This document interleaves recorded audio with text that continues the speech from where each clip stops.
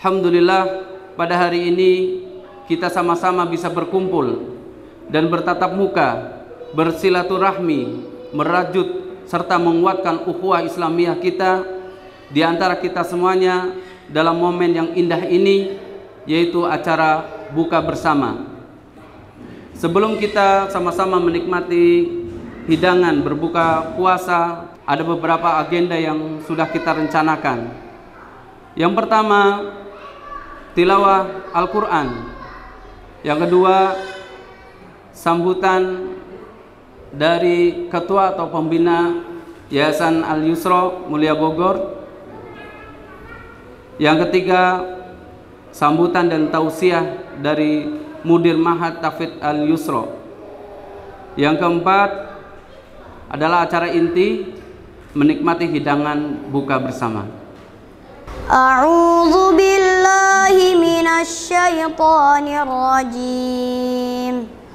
Innamal mu'minuna ikhwatun fa aslihu baina akhawaykum wattaqullaha la'allakum turhamun.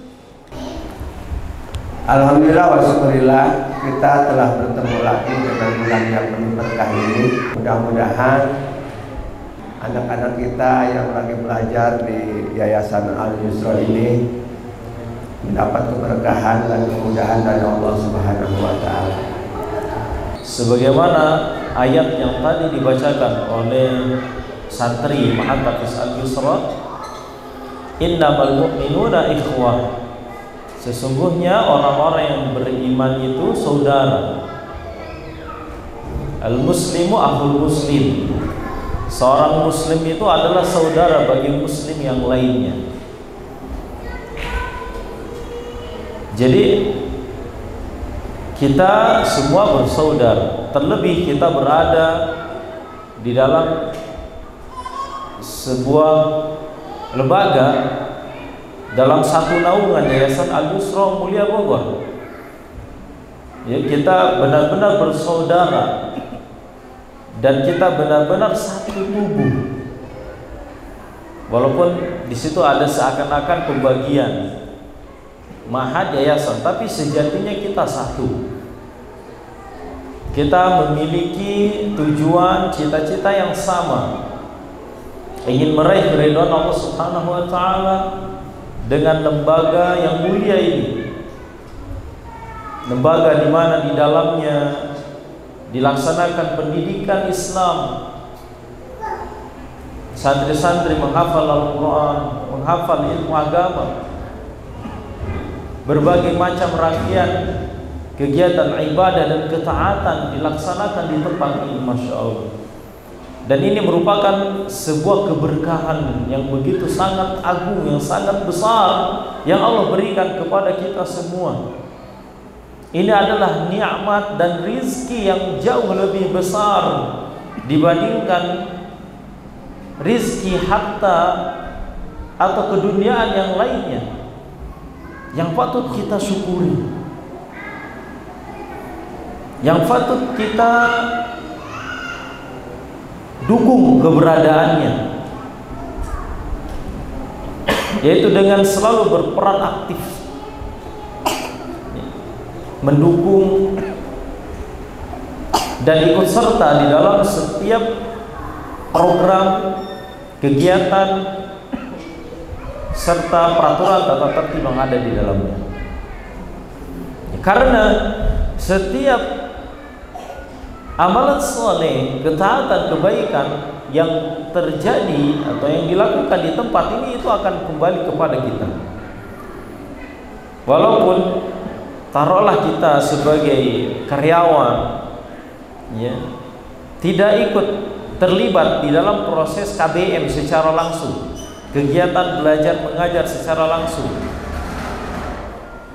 ya, tidak menghafal Quran, tidak mengajar, tetapi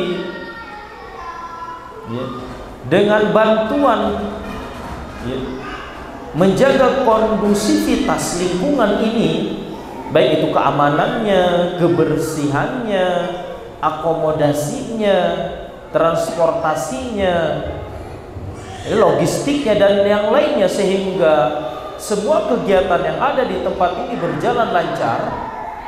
Ya, santri bisa menghafal Al-Quran dengan baik, bisa belajar dengan maksimal. Semua itu pahalanya akan kembali kepada kita semua.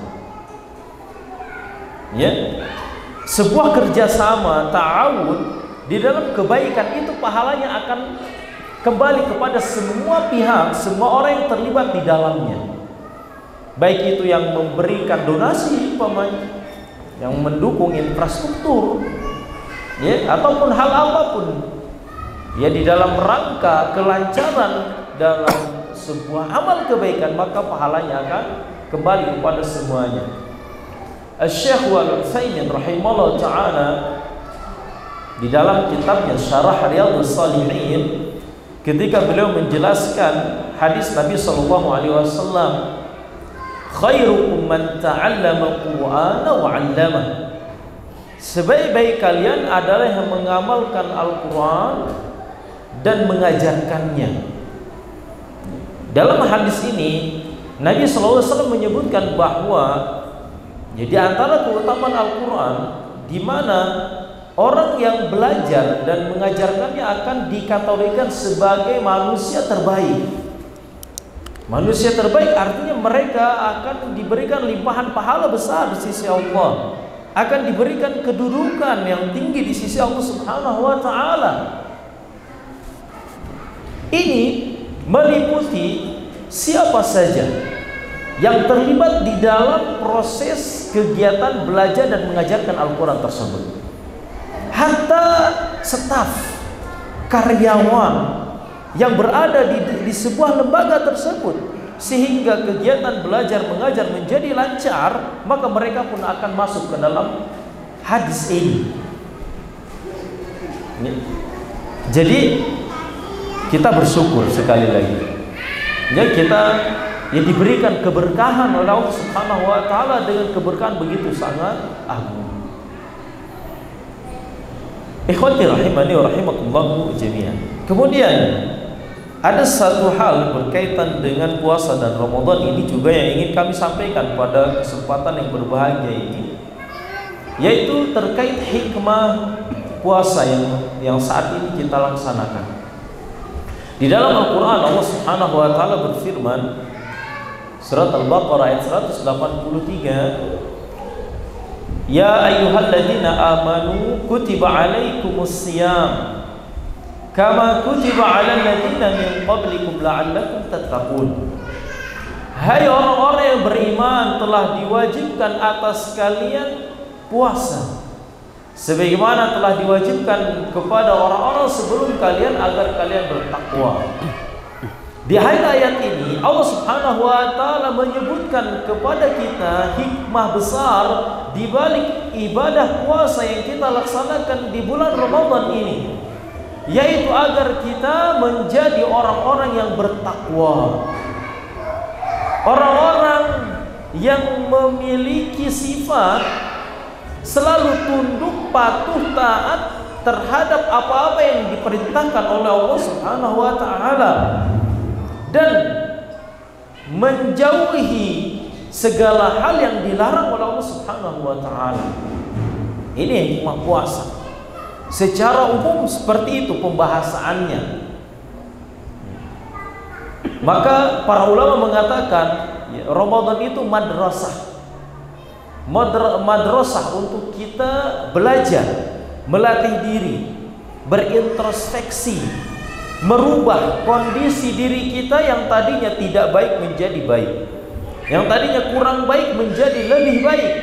Inilah momen saatnya kita membenahi diri, ya, dari kelalaian kepada kesungguhan beribadah, ya, dari bermudah-mudahan memakan yang haram, ya, kepada kewaspadaan dan kehati-hatian untuk terjatuh di dalam memakan hal-hal yang diharamkan oleh Allah Subhanahu wa ta'ala. Dari sifat akhlak buruk, ya, akhlak tercela menjadi memiliki sifat akhlak yang terpuji, ya. Ini Ramadan Masya Allah, di bulan Ramadan semangat ibadah kita meningkat. Ya, sholat senantiasa kita jaga karena kita berpuasa. Kita khawatir kalau puasa tidak melaksanakan sholat, puasanya tidak diterima. Di bulan Ramadan kita menjaga lisan kita, menjaga akhlak dan sifat kita. Tidak berani untuk menggibah, tidak berani untuk berbicara kasar, berbicara jorok, tidak berani untuk marah, karena khawatir pahala puasanya hilang, puasanya sia-sia. Ya. Di bulan Ramadan kita antusias untuk memperbanyak ibadah amalan sunnah, ya, mengaji, berusaha untuk menghatamkan Al-Quran, melaksanakan sholat tarawih, karena ingin mendapatkan pahala yang lebih daripada amalan-amalan wajib yang kita laksanakan.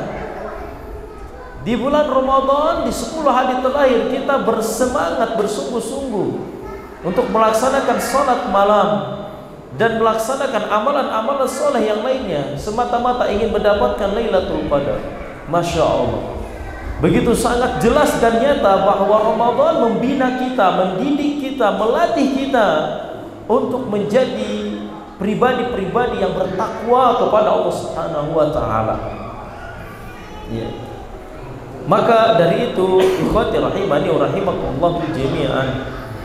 Ya. Marilah kita maksimalkan bulan Ramadan ini. Ya, dengan berbagai macam ibadah yang ada di dalamnya. Baik itu ibadah saum, salat wajib 5 waktu, salat tarawih, tilawatul Quran, kemudian ya menjaga akhlak, ya, dengan akhlak-akhlak mulia. Ya, jagalah ini sampai Ramadan keluar, ya, sampai bulan-bulan berikutnya, sampai seterusnya hingga akhir hayat kita. Karena itu pertanda bahwa ya, puasa yang kita laksanakan serta ibadah-ibadah yang kita laksanakan selama bulan Ramadan diterima oleh Allah Subhanahu wa taala. Sebaliknya, sungguh merugi orang yang datang kepadanya bulan Ramadan tapi tidak memperoleh ampunan dari Allah Subhanahu wa taala. Ya, tapi tidak ada perubahan yang terjadi pada dirinya. Ramadan, tidak Ramadan sama saja. Sebelum Ramadan, setelah Ramadan sama saja. Hati-hati ya untuk terjadi hal ini pada diri kita, karena ini sebuah kerugian yang begitu sangat besar. Nabi SAW di dalam sebuah hadisnya beliau pernah bersabda, "Raghima anfu rajulin." Ya, beliau mengucapkan itu sebanyak 3 kali, sungguh merugi seseorang. Lalu diaminkan oleh malaikat Jibril dan ditanyakan kepada Nabi SAW, siapa mereka wahai Rasulullah? Disebutkan diantaranya man dakhala Ramadan falam yughfar alaihi, kama qala Nabi SAW, yaitu orang yang masuk pada bulan Ramadan tapi dia tidak mendapatkan ampunan Allah. Padahal bulan Ramadan banyak sekali dalil yang menunjukkan bahwa di dalamnya terdapat berbagai macam ampunan. Di antaranya man shoma Ramadhana imanan wa ihtisaban ghufira lahu ma taqaddama min dhanbi. Siapa yang berpuasa Ramadan dengan keimanan mengharap pahala, maka dosanya yang lalu akan diampuni. Man qama Ramadan imanan wa ihtisaban ghufira lahu ma taqaddama min dhanbi. Siapa yang mendirikan qiyamul lail bulan Ramadan terkhusus malam Lailatul Qadar, maka dosanya yang terlalu akan diampuni. Dan hadis-hadis yang lain begitu sangat banyak sekali. Jadi kalau ada seseorang yang masuk pada bulan Ramadan tapi masih sama saja keadaannya, hati-hati, ini pertanda bahwa dia belum mendapatkan ampunan Allah Subhanahu wa taala. Ya, oleh karenanya sekali lagi marilah kita jadikan momentum Ramadan ini sebagai momentum untuk kita introspeksi diri, memperbaiki diri dari segala hal yang ada pada diri kita. Selanjutnya adalah menginjak acara inti, yaitu acara berbuka atau buka bersama. Sebelumnya kita tutup terlebih dahulu majelis ini ya, dengan doa kafaratul majelis. Subhanakallahumma wa bihamdika asyhadu an la ilaha illa anta astaghfiruka wa atubu ilaik. Akhirul kalam. Assalamualaikum warahmatullahi wabarakatuh.